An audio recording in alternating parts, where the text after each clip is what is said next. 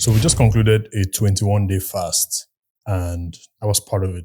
I enjoyed it. There's some things I had to give up. Look at my fit is different, but I get back.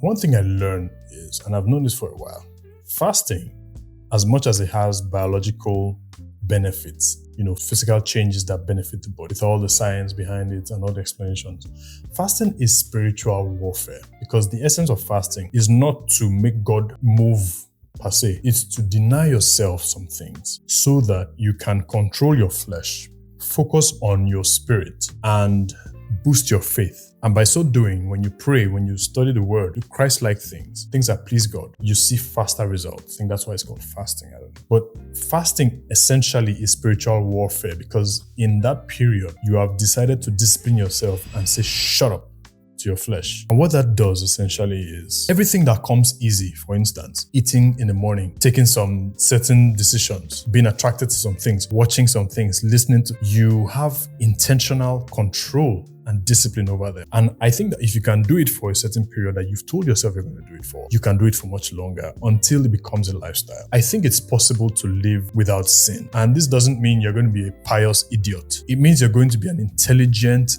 decisive, and intentional person. You're going to say, you know what? So and so and so, I'm not doing this anymore. I'm going to cut this off. I'm going to do this. I'm going to do that. That's why the scripture says, this kind goeth not out, but by prayer and fasting. There's some certain things that you cannot stop until you decide to go on a fast. And I'm not saying you should be all religious, but when you take these things to heart, do them because you understand them and you've decided to do them because you are interested in attracting the results that these things bring. Now let's go into some theology. The word fast, used in fasting, is derived from a Hebrew word, tzom, T-S-O-M, which literally means to cover the mouth. Now, in the New Testament, you can find the Greek word nesteia, and that's translated to mean self-denial and the ability, the willingness to abstain. A fast is me telling myself that for this period, I'm going to avoid completely everything that's food, water, pleasure, because I want to focus on denying my flesh of the things that easily come and focusing on the things of God. Praying, worshiping, praising, studying the Bible, things like that. And the benefits are